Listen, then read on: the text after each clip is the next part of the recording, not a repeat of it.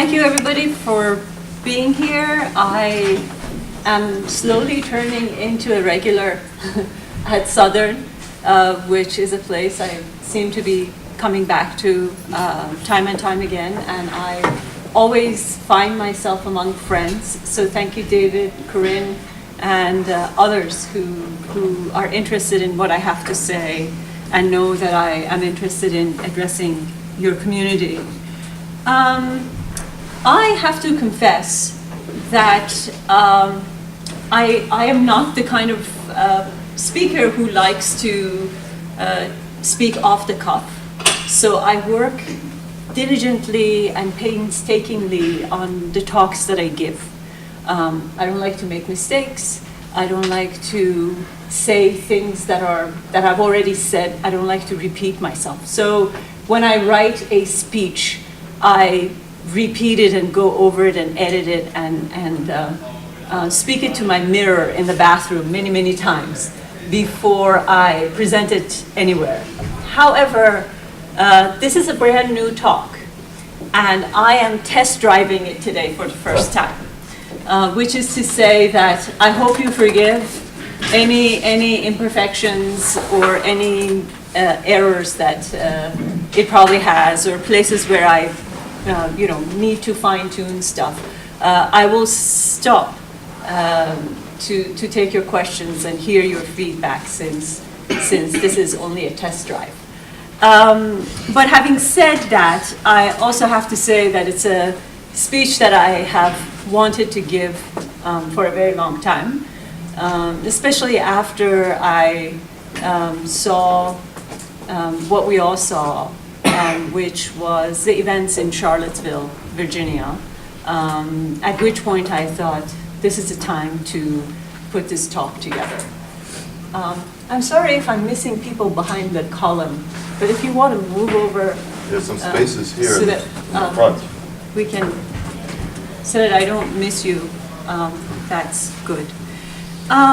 Just by way of providing a little bit of background, I was born and raised in a Jewish family in Tehran, which is the capital of Iran.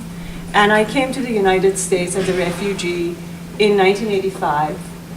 Much of this is about my father, who was born and raised in a very small village in Iran and experienced a great deal of anti-Semitism growing up in that village.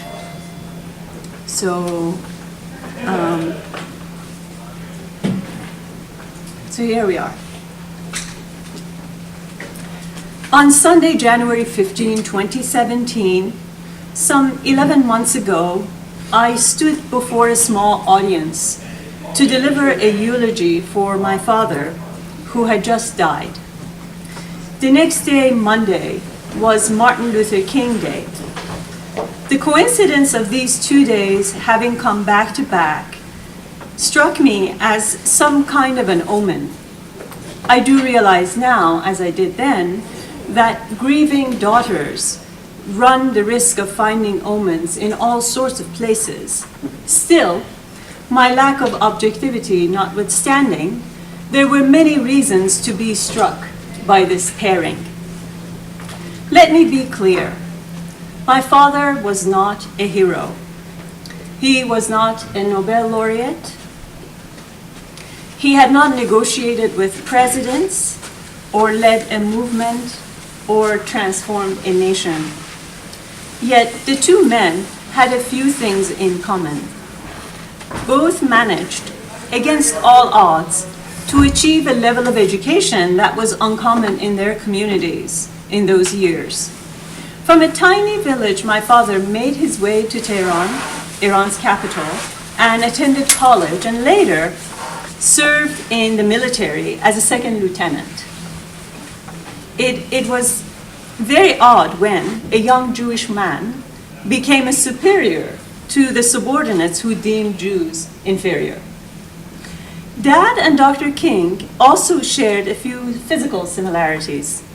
Rather, not so much the color of their skin or the shape of their faces, rather in the way that they both carried themselves in a larger-than-life manner. As a girl, I remember well how he strutted along the block with such dignity as if he was some kind of royalty inspecting his dominion and subjects. Strangers passing him, struck by his stature, could not help but greet him. Both Dad and Dr. King were also quite dapper, dressed in the sharpest suits of their days.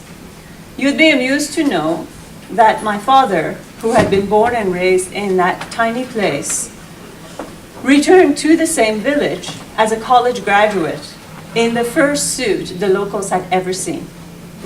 By the time he made his way home from the bus terminal, the suit had been sold for a very good price to a neighbor who had come to welcome him.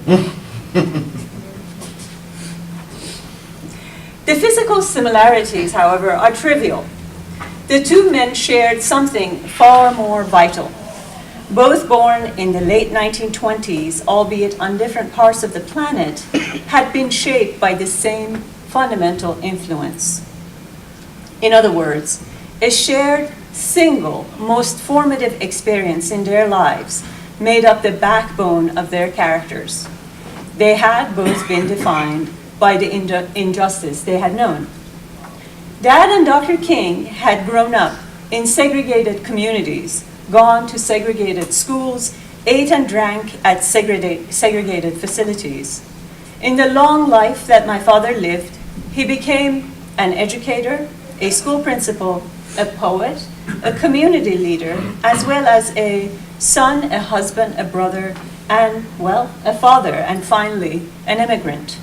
While he took all of those roles seriously and worked for much of his life in one or more of those capacities, the most influential of them all, the one at the heart of everything else, the one at the heart of him, was that of a discriminated Jew. This is not to imply that he had only been a victim and he had led a life of suffering. He had indeed been a victim and experienced suffering, but he had also triumphed, and in facing bigots, he had also found unexpected comrades and companions who rooted for him and helped him along. My father gave to all those who knew him a rare gift. Some fathers set up bank accounts and make deposits into them for their children's future. He set up the unjust universe of his own upbringing and deposited in small installments little gifts of tales that shaped the qualities and values that we later held. As a little girl, I thought of these as merely stories, but in retrospect, they were far more. They were perennial narratives with which I have wrestled all my life, with which most of humanity has been wrestling for centuries. In retelling the stories of discrimination he had experienced, he did not spare us the complexities. Honorable individuals could be found on both sides. The only clear and definite fact was the evil of bigotry itself. Everything else had to be thought through. Heroes were just as likely to be found among the powerless as among the powerful. These narratives have not formed me as they did my father, but much like a compass, they have directed me to the very place where I have positioned myself in the world of my beliefs and convictions. The village in which my father grew up was, like Montgomery, Alabama, a segregated place. There were no buses in the village, but if there were, Jews had to sit in the back of it. Ostensibly, Jews were separated because the locals believed they were najes, or unclean, since they did not do the ritual washing that Iranian Shiites did before each prayer. The idea of Jews as dirty was incredibly powerful in that community. Once, my grandmother sent my father out to buy some fish. She did not have change, so she gave my father a big bill and told him to spend only some of the money on fish and bring the rest back. But my father, who was only a boy at the time, did not dare protest when the fishmonger took all of his money and gave him more fish than grandmother had asked. My father reached home only to be sent back to the street by his furious mother, who told him not to return home until he had brought the change. Poor Dad. The fishmonger, a very devoted Shiite man, refused to take anything back from him because now the fish, too, which had been handled by a Jew, was also dirty. Hearing this, my flustered father throws the fish back onto the pile to force the man's hand.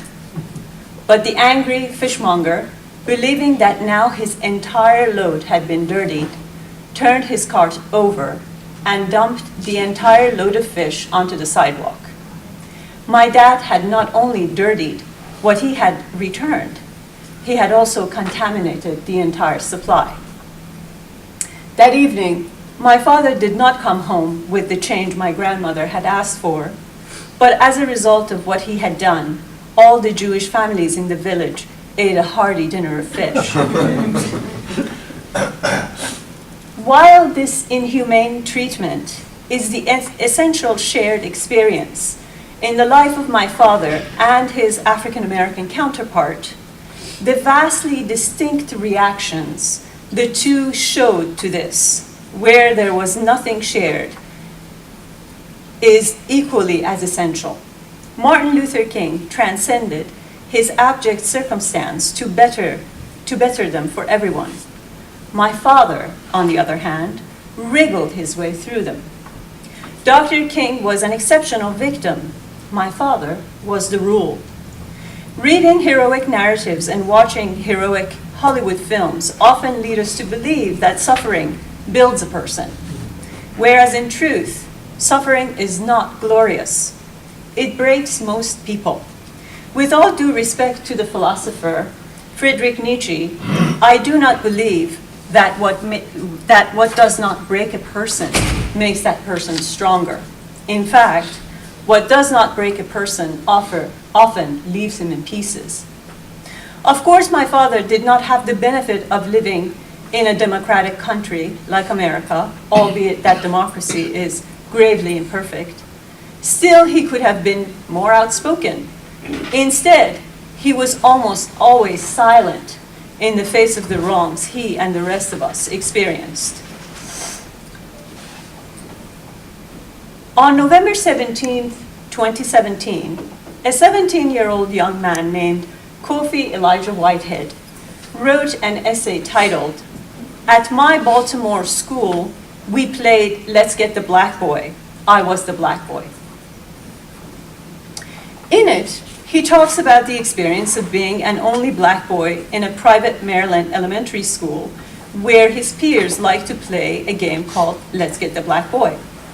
Looking at the game from the perspective of his teenage self, Elijah Whitehead writes, "I am still running against the 6-year-old boy who spent the entire recess running away. I tell myself often that if a moment like that happens again, when I'm faced with racism, white supremacy, and racial insensitivity, even cloaked in childhood games, I want to be able to stand instead of run." This is what I wanted as a child too. When I was an eighth grader in Iran, our school distributed free uniforms to all the girls in my grade, except me. I was seething when I got home that day, recounting the incident to my father. At the end, he said what he always did in such instances: "Say nothing, walk away, let it be, this too shall pass."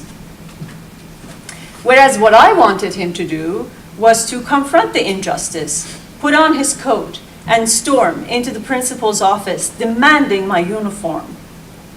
It never happened.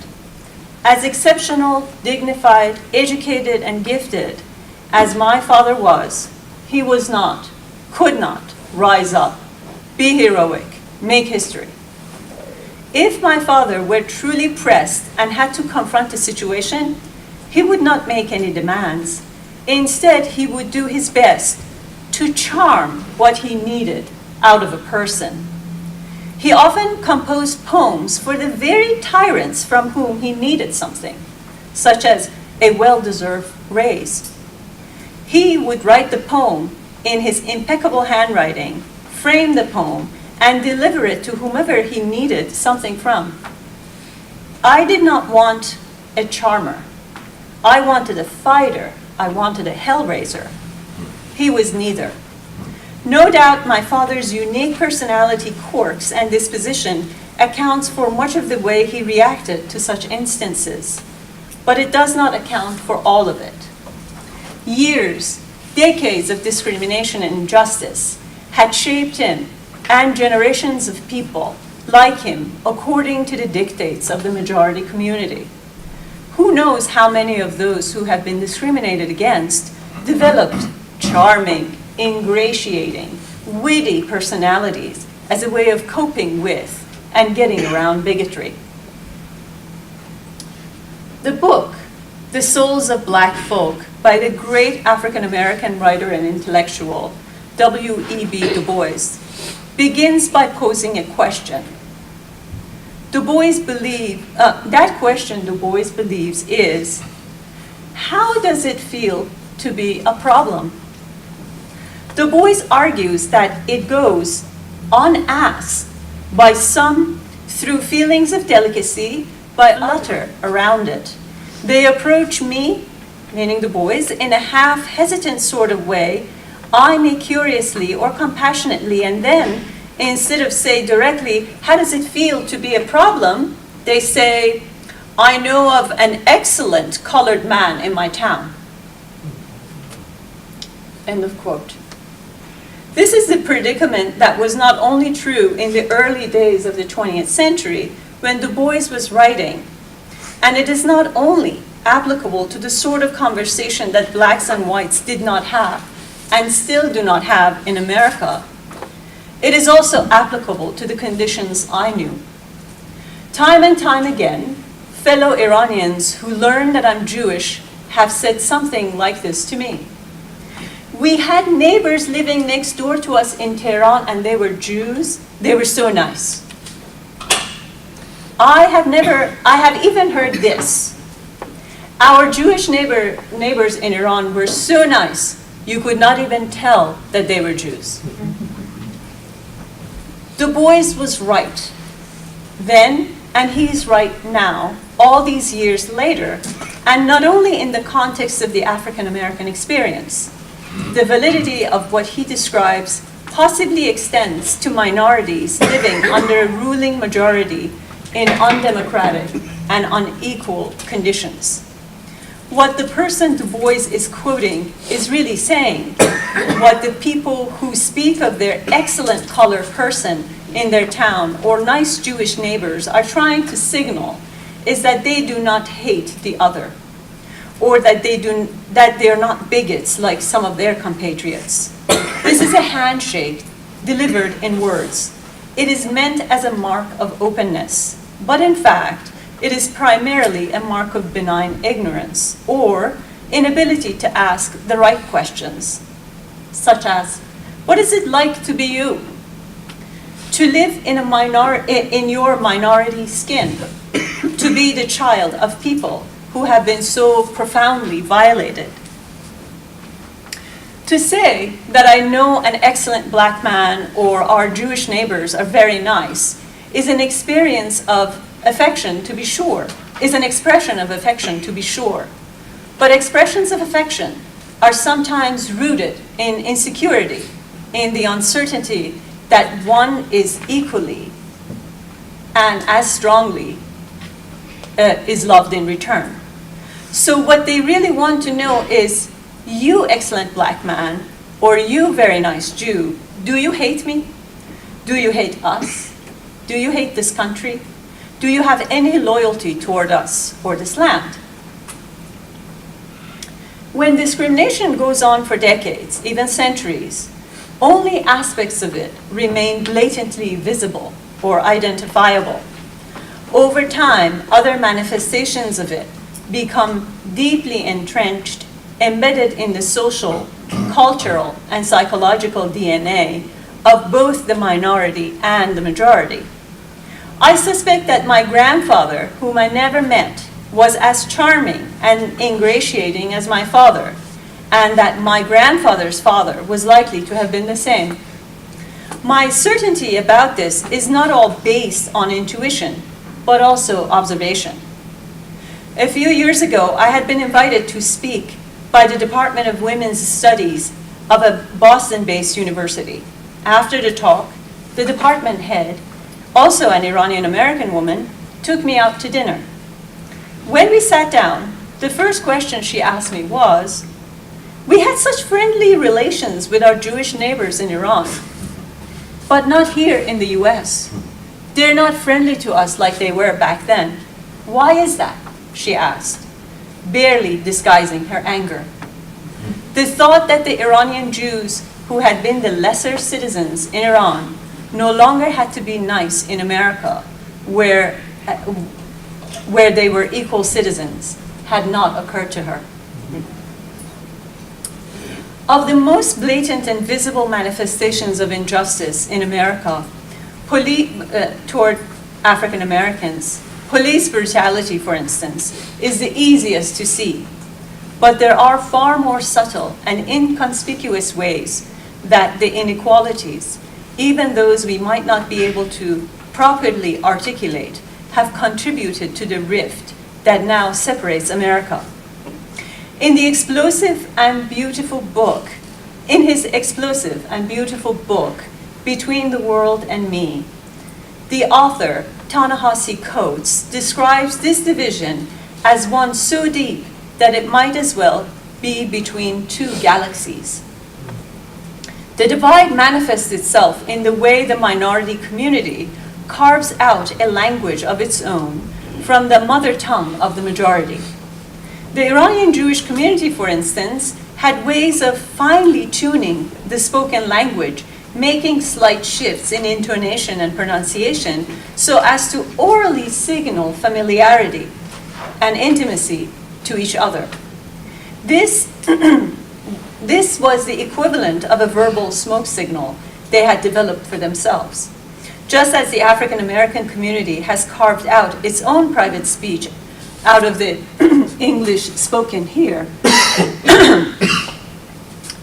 language and so much else, dress code, culture, behavior, are all parts of what we build once we are banished to a separate space. This is how I recount in my memoir what it was like to be with Jews and what it was like to be with non-Jews. There was a Muslim family named the Maroufs, with whom my extended family went on picnics from time to time. And this is how I describe being with them was like. This is a quote from the memoir. Something changed in the presence of Maroufs. Something always changed when a Muslim showed up among us. It was not a change I could describe by adjectives, good, bad, happy, or sad. It was a tiny shift, almost physical, from languor to alertness. Being with the family and among Jews was effortless, like being in my pajamas. Being among Muslims, friends or neighbors, was like being in my party dress. I was careful not to stain or wrinkle it. The fabric itched, the zipper pinched. I had to adjust myself to fitting into something less familiar. But it also gave me the chance to see myself anew. It took effort being in it, but I liked the way it changed me. I liked how I looked in it. I liked how all of us reshuffled to put on a dress as a family to make room for the Maroufs. When two communities are so far apart, the experience of living in a society for the minority turns into living despite or against that society rather than living in it. Du Bois calls this a double life or a double consciousness, knowing and seeing oneself from the perspective of the world in which one lives, as well as the world that looks on and scrutinizes. The majority of times, and for the majority of people, my father included, this is a crippling position to be in. To know that one is living inside a real or imagined ghetto, a bubble of sorts, outside of which a much larger world with far more real and ambitious life takes place. It is the place to which my father saw himself confined, where he said nothing, walked away, let all be. Any violation of that world required that he puncture the bubble and enter that bustling and unsafe world. He was not allowed to do that.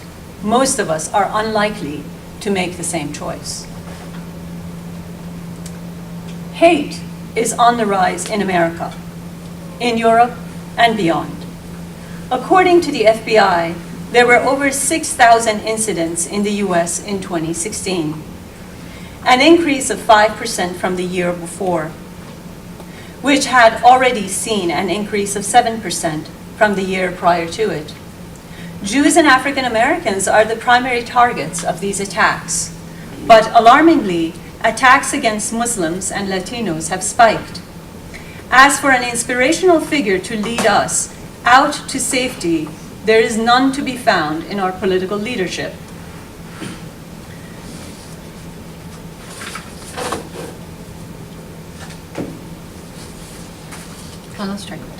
My father is no longer here. While I celebrate much of his legacy, I do not intend to say nothing, walk away, let things be.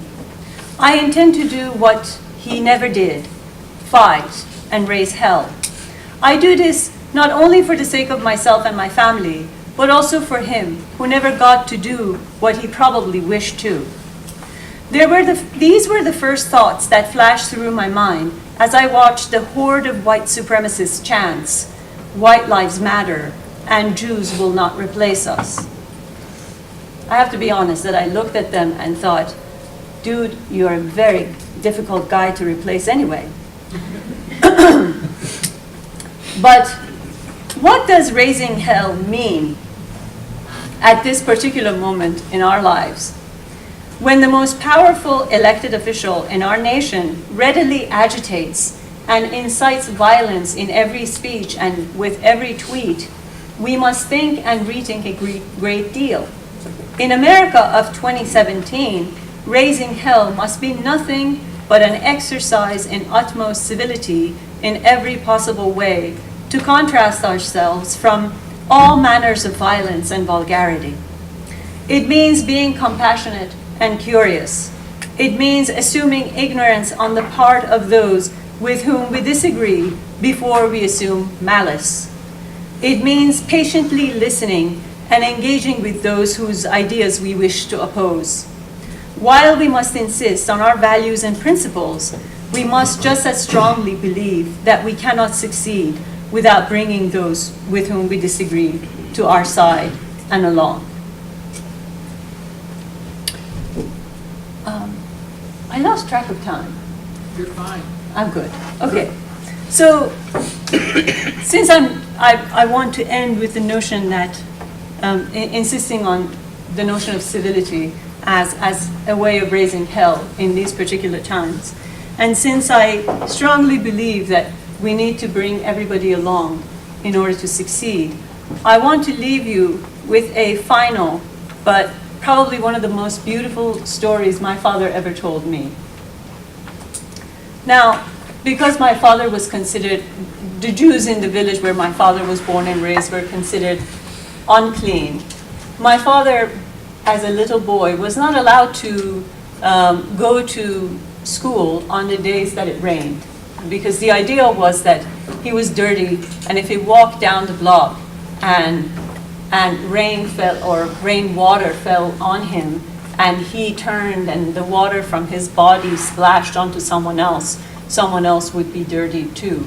So he and the other Jews in his community were told to stay home on rainy days, and therefore he didn't go to school on the days that it rained. But there was one incident where it kept on raining day after day after day, and after about 4 or 5 days, my grandmother, who saw that the rain was not about to let up and got really tired, grabbed my father's hand, took him to the school, and went into the school principal's office. It just so happened that on that day, the superintendent from a much larger city nearby was visiting. And my grandmother pleaded with the superintendent who was inspecting the school that he let my father come to the school. The superintendent was a very educated, young, probably a very idealistic, secular person who was absolutely appalled by this story. And he never knew that there was such a rule in that little village. So he grabbed my father's hand, he went into my father's classroom, and right in front of everybody in the class, in front of his peers, he told my father to go fetch a glass of water. My father went, grabbed a glass of water, came back to the room, and handed that glass of water to the superintendent. The superintendent didn't take the water from him, told my father to drink from the glass. My father took a sip. Then the superintendent took the glass of water and gulped down all the rest of the water that remained in the glass. Then he took the glass, banged it on the table in front of him, and said, "If that water was good enough for me, it's good enough for all of you. From now on, this boy will be in class on whether it rains or shines. And from now on, he will be here no matter what."